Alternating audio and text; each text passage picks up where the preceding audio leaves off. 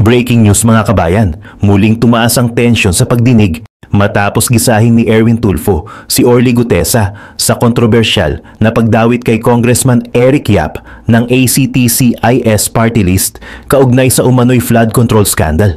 Ikalawang update, sa gitna ng investigasyon, isang testigo ang lumantad at ibinulgar ang nakakakilabot na detalye ng umano'y malawakang katiwalian. Direktang binabanggit sa ilalim ng panunumpa ang mga pangalan ni Zaldico at dating Speaker Martin Romualdez. Ano ang tunay na papel nila sa tinaguriang basura operation? Yan ang sisilipin natin ngayon. Bago tayo magpatuloy, baka pwedeng palike muna ng video na ito. Malaking tulong na ito sa aming mga content creators. Maraming salamat po sa init ng talakayan at kontrobersya na dala ng umano'y bulok na sistema ng mga flood control projects. Isang pangalan ang naging matunog sa bulwagan ng Senado. Isang pangalan na magiging susi sa pagbubukas ng isang Pandora's box na puno ng mga alegasyon ng bilyon-bilyong pisong katiwalian. Ang lahat ay nagsimula hindi sa ilalim ng matinding banggaan ng pagtatanong sa Senado, kundi sa isang tahimik na pag-uusap sa labas nito. Isang araw bago ang pagdinig, isinalaysay ni Senator Rodante Marcoleta kung paano siya nakatanggap ng isang tawag mula kay dating kongresista Mike Defensor. Ang mensahe, may isang tao, isang individual na may hawak na impormasyong nasa pinakabuod ng isinasagawang pagsisiyasat at handa na itong magsalita. Ang lokasyon ay isang restaurant, malapit lamang sa kapulungan. Dahil sa bigat ng posibleng pahayag, hindi nag-atubili si Senator Marcoleta. Nakipagkita siya sa taong magiging sentro ng isa sa pinakamalalaking iskandalo sa kasaysayan ng Kongreso.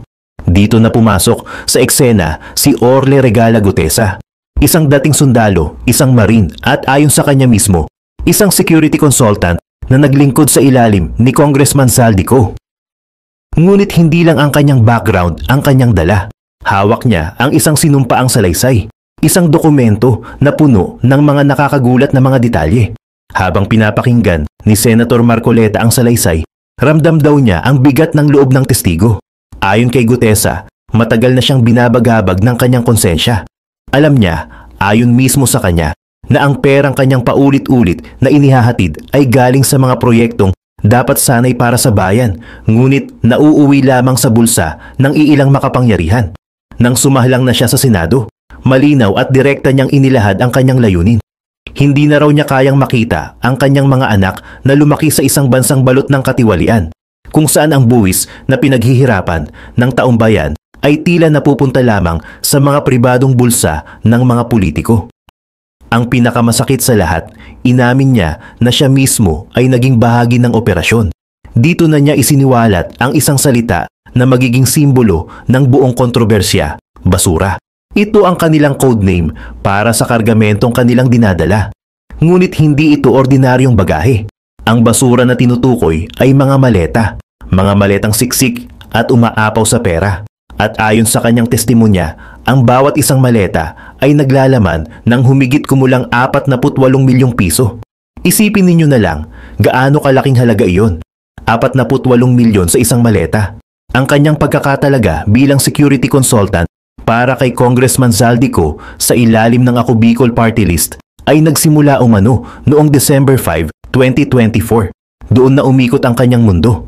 Ang salitang duty na dati nangangahulugan ng serbisyo ay nagkaroon ng ibang kahulugan. Tuwing may duty raw siya, kasama siya sa pagbubuhat ng mga maleta ng pera, ang tinatawag nilang basura. At nang magsimula na ang pagdinig sa pangunguna ni Senator Erwin Tulfo, unti-unting naungkat ang mga detalye ng malawak na operasyong ito. Sa simula ng hearing, tinanong ni Tulfo ang pagkakakilanlan ng mga kasamahan ni Gutesa. Lumutang ang mga pangalang Balatbat at Santiago na umano'y nag-deliver din ng pera. Pero tila walang direktang ugnayan ang napatunayan sa puntong iyon. Sa bawat sagot ni Gutesa, kitang-kita ang kalkuladong pag-iingat ng isang taong alam na alam ang bigat ng kanyang bawat bibitawang salita.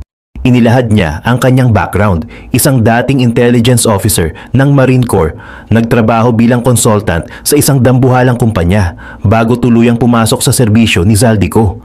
Sa puntong ito, malinaw na ang kanyang papel ay hindi ordinaryo. Hindi ito isang ordinaryong security guard na nagbabantay lang ng pinto. Ito ay isang taong sinanay na magmasid, manahimik, at umalam ng mga sikreto. Isang intelligence-trained na tao, inilagay sa isang posisyon kung saan sensitibo at delikado ang impormasyon. Ang pinakamabigat na punto ay nang aminin niyang siya mismo ang nakakita at nakilahok sa paglilipat ng mga maletang ito. Tinanong siya ni Tulfo kung sino ang mga pinagdadalhan nila. Walang direktang pangalan ng politiko na binanggit sa simula, maliban sa mga middleman, sina Paul at Mark, na umano'y may kontak sa mismong tatanggap ng pera. Doon pa lang, makikita na ang sinasabing kahusayan ng sistemang ito, hindi ito basta cash in hand. Mayroon itong mga layers of separation, mga pader o firewall na siyang dahilan kung bakit napakahirap na matunton ang tunay na destinasyon ng salapi. Ngunit dumating ang isang matinding punto nang aminin ni Gutesa na 3 beses siyang personal na nag-deliver ng pera sa isang tirahan sa 42 Forbes. Isipin ninyo, Forbes Park, isang eksklusibong village, ang tirahan ng mga pinakamayayaman at pinakamakapangyarihan sa bansa. At ayon kay Gutesa, hindi lang siya ang nagde-deliver. May iba pang grupo at kung minsan, lalo na sa holiday season, umaabot ng 3 beses kada linggo ang operasyon. Ang mga destinasyon, ayon sa kanyang salaysay, ay iba-iba. Una, sa Horizon Residences sa Bonifacio Global City, kung saan umano nakatira si Zaldico at kung saan binibilang ang pera. Pagkatapos, inihahatid ito sa iba't ibang lugar kasama na ang bahay ng noise speaker na si Martin Romualdez sa Forbes Park at maging ang isang property na dati umanong pag-aari ni Michael Yang. Mula BGC hanggang Forbes, dinedeliver daw ang mga maletang punong-puno ng salapi na para bang ordinaryong kalakal lamang. At dito lalong lumalim ang tensyon. Nang banggitin ni Gutesa ang iba pang destinasyon ng mga maleta, nabanggit din niya ang Malacanang, sa Aguado, sa loob mismo ng palasyo. Kung totoo ang kanyang pahayag, hindi lang basta malalaking pangalan sa politika ang sangkot. Sa isang delivery pa nga, isang detalye ang ibinahagi ni Gutesa na nagpapakita ng kalibre ng operasyon. 46 na maleta raw ang inakyat muna sa Horizon, pero pagdating sa 42 Forbes, 35 na lang ang naiwan. Ang tanong, nasaan ang kulang na 11 maleta? Saan ito napunta at sino ang nakinabang? 11 maleta na kung susumahin sa 48 milyon bawat isa ay katumbas ng mahigit kalahating bilyong piso. Nawala lang na parang bula sa pagitan ng 2 building. Lalo pang bumigat ang usapan nang lumutang ang pangalan ni Congressman Eric Yap. Sa kwento ni Gutesa, mismong si Yap daw ang nagdala ng 46 na maletang iyon sa bahay ni Zaldico sa Valle Verde. Doon daw ito tinorn over at nilipat pa sa ibang bahay bago ang mga kasunod na delivery. Ang mga numerong ito hindi biro. Kung ang bawat maleta ay may lamang 48 milyon pesos, ang 46 na maleta ay tumataginting na 2.2 billion pesos sa isang bagsakan lamang. Bilyon-bilyong cash na tila ordinaryong gamit lang na binibitbit at dinadala kung saan-saan. At ang mas nakakatakot, may sistema. Mayroon daw silang group chat na nagmumonitor ng bawat galaw, bawat duty, bawat hakbang, bawat pag-angat ng maleta, bawat pagdating sa destinasyon ay nakarecord. Para bang isang organisadong sindikato na ang tumatakbo sa loob mismo ng gobyerno. Nang ipakita kay Gutesa ang ilang litrato sa pagdinig, paulit-ulit niyang kinilala at sinang-ayunan na sila nga ang mga taong nasa likod ng pagtanggap ng maleta. Sa bawat kumpirmasyon, lalong lumalalim ang sugat ng katiwalian. Tinanong din siya kung gaano katagal ang operasyon habang siya ay parte nito. Ayon kay Gutesa, mula pa December 2024 hanggang August ng sumunod na taon, 2025. Halos 8 buwan ng sunod-sunod na deliveries. 3 beses kada linggo, paulit-ulit na para bang isang routine na lang. Parang delivery service ng pagkain, pero bilyon-bilyong piso ang laman ng bawat order. Kung totoo nga ito, sa loob ng 8 buwan, aabot ito sa halos 100 delivery. Isipin nyo na lang kung gaano kalaking halaga ang nailabas mula sa kaban ng bayan. At kung totoo ang sinasabing 90 security personnel na kasama ni Gutesa sa ilalim ni Zaldico, ang kanilang grupo ay hindi na isang simpleng security team. Ito ay mas malapit na sa isang maliit na batalyon o pribadong hukbo. Ang tanong, sino ang tunay na pinoprotektahan nila? Ang seguridad ng bayan o ang seguridad ng daloy ng pera? Dito na rin pumasok ang diskusyon tungkol sa matagal ng bulong-bulungan sa Kongreso, ang bilihan ng budget. Ayon mismo sa ilang mambabatas, karaniwan na raw ang ganitong eksena, parang isang palengke ng pondo kung saan nag-aalok ang isa at tumatawad ang isa pa. Ang usapan daw ay, yung isa, may budget ka ba natitira dyan? Akin na lang, Susubasta. 20%, parang gano'n susubasta. ganito raw kasimple ang kalakaran. Ang tanong ngayon, kung ganito kababaw ang transaksyon sa ibabaw, gaano pa kalalim ang sistemang hindi natin nakikita? Ito ang sinasabing pinagmumulan ng pondong napupunta sa mga maleta. At hindi rin nakaligtas sa usapan si Attorney 142, ang abogadong minsang nagsiwalat na 6 na senador umano ang masasangkot. Pero sa pagdinig, itinama ito ng isang engineer. Hindi raw senador ang nakasaad sa dokumento, kundi mga congressman. Fake news ba ang unang pasabog o isang paraan ng damage control para ilihis ang atensyon mula sa tunay na mga sangkot? Ang pagkalitong ito ay nagsilbing usok at kung may usok, malamang ay may apoy. Habang patuloy ang pagtatanong, lalo pang lumutang ang bigat ng mga impormasyon. Bakit napili ni Gutesa na i-highlight ang delivery na kinasasangkutan umano ni Yap?